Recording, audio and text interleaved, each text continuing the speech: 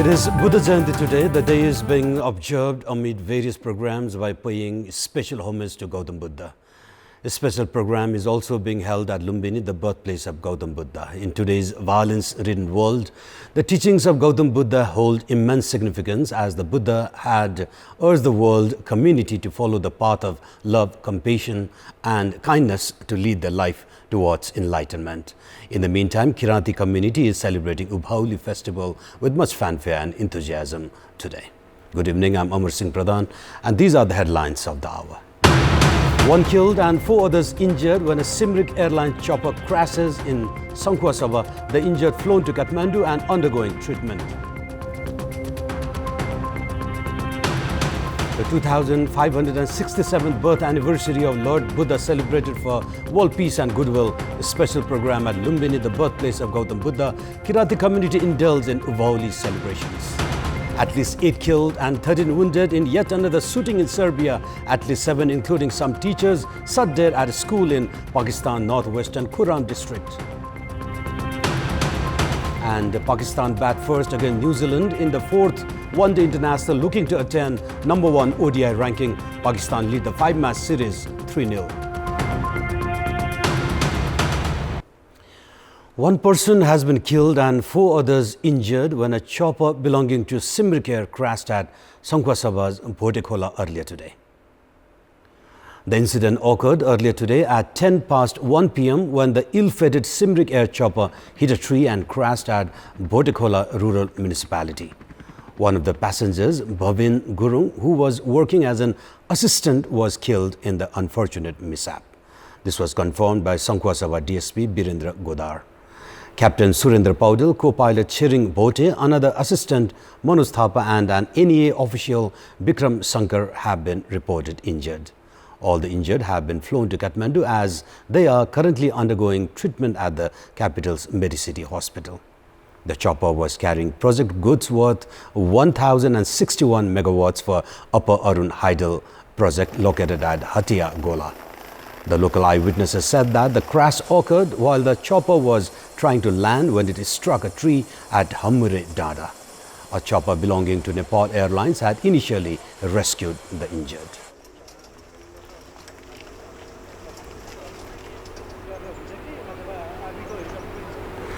The 2567th Buddha Jayanti birth anniversary of Lord Buddha is being observed today amid various programs across the country. Spreading the message of peace and harmony, Buddhists together with other religious communities mark the anniversary of Gautam Buddha with much fanfare and enthusiasm. Thousands of people have gathered in Lumbini, the birthplace of Buddha, and other monasteries in the nation to observe this day by offering prayers and chanting hymns. Buddha Jayanti is celebrated on the full moon day in the Nepali month of Baisakh Shukla Purnima, when he was born, attained enlightenment and also died. Buddhists throughout the world celebrate the day, paying special homage to Gautam Buddha. Extending greetings on the occasion, Prime Minister Pushpakamal Dahal has said that Buddha's philosophy of peace was unparalleled. He added that internalizing the Buddhist philosophy for collaboration and unity would be the true respect towards Gautam Buddha. On the occasion, the government has declared a national holiday today. Meanwhile, the Kirat community is observing the Ubhauli festival today. The Kirati community is celebrating Ubhauli festival today with much fanfare and enthusiasm. Kirati community in eastern Nepal celebrates Ubhauli as its main festival. The festival of Ubhauli signifies the cultural, social and religious diversity of Nepal.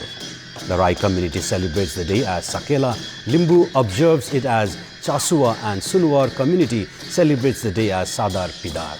The different communities clad in their customary dresses to observe the day. Kirat community herald the day as the beginning of farming season as they pray to the deities for well-being and prosperity through good harvest. And now time for our segment Public Pulse, where it texts us with their opinion. Public Pulse. And the question is, why have provincial assemblies not been effective? Our options are: option A, impact of regular change in government; option B, no business from the government; and option C, imitating the federal parliament. The voting is on. Type any W, select your option A, B or C and send it to 34001 to share your opinion with us. And time for international update.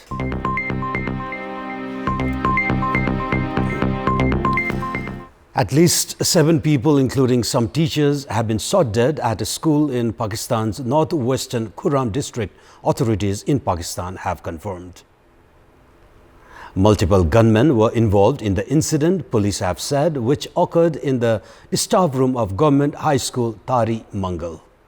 The shooting is thought to have been linked to another shooting earlier in the day when a man was shot in his car in the district.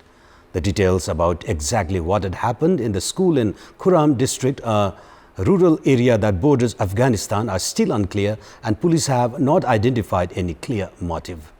At least 7 people were killed at the school, at least 4 of them teachers and 2 of them attendants. The police were also attacked and 3 were injured, while the students have remained safe. The teachers at Tari Mangal were said to have been at the school performing exam duties when the gunmen entered and opened fire, according to local reports. At least 8 people have been killed and 13 wounded in a shooting in the Serbian village of Dubona. The shooter was later arrested. Serbia's Interior Ministry spokesperson said the incident took place last night at 11 p.m. local time. The attacker shot a group of people with an automatic weapon and fled the scene, prompting police to launch a manhunt. This comes a day after the Balkan country was rocked by news of a 13-year-old boy opening fire on classmates at a school in the capital, Belgrade. That shooting left at least 8 children dead, along with a security guard. Until this week, mass shootings were rare in Serbia despite the country's high rate of gun ownership. Serbia has the highest level of civilian gun ownership in Europe and the 5th highest in the world, a legacy of years in conflict in the 1990s.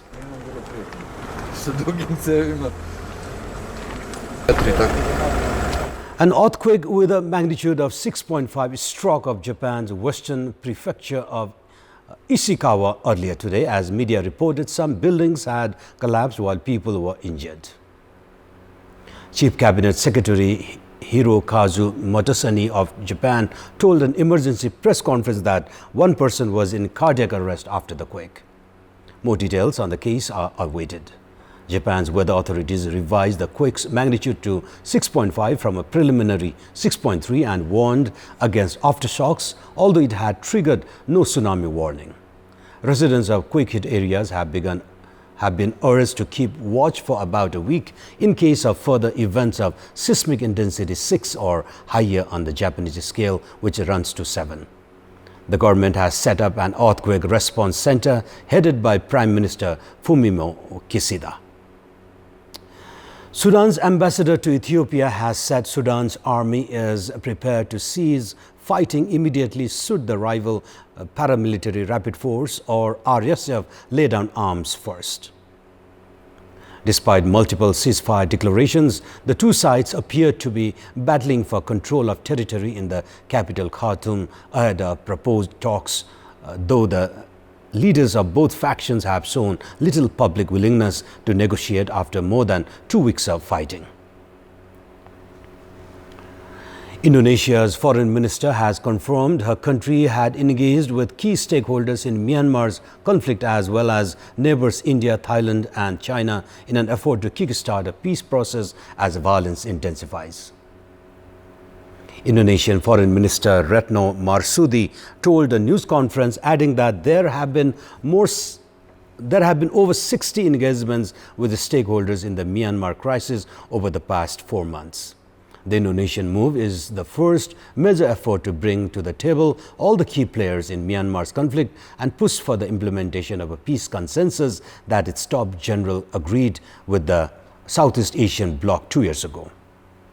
Myanmar has been wrecked by violence and economic turmoil since the military seized power in a coup in 2021 and launched a violent crackdown on opponents, some of whom fled overseas to form a government in exile, the National Unity Government. Leader of Russia's Wagner Group, a mercenary force Yevgeny Prigozhin, said in a sudden and dramatic announcement that his forces would leave the Ukrainian city of Bakhmut that they have been trying to capture since last summer. Prigozhin said they would pull back on 10th of May, ending their involvement in the longest and bloodiest battle of the Ukraine conflict because of heavy losses and inadequate ammunition supplies. He asked defense chiefs to injure regular army troops in their place. Wagner has been spearheading Russia's long and costly attempt to capture Bakhmut, and Prigozhin said 3 weeks ago that his men controlled more than 80% of the city. But Ukrainian defenders have held out, and Prigozhin has vented increasing anger at what he describes as lack of support from the Russian defense establishment. Earlier today, he appeared in a video surrounded by dozens of corpses he said were Wagner fighters, and yelling and swearing at Defense Minister Sergei Shoigu and Chief of General Staff Valery Gerasimov. He said they were to blame for Wagner's losses because they had starved it of ammunition. Kremlin spokesman Dmitry Peskov said he could not comment on Prigozhin's statement. Bakhmut, a town of 70,000 people before the start of the Ukraine conflict, has taken on huge symbolic importance for both sides because of the sheer intensity and duration of the fighting there. Our next English bulletin will be at 10:30 tonight. Bye for now.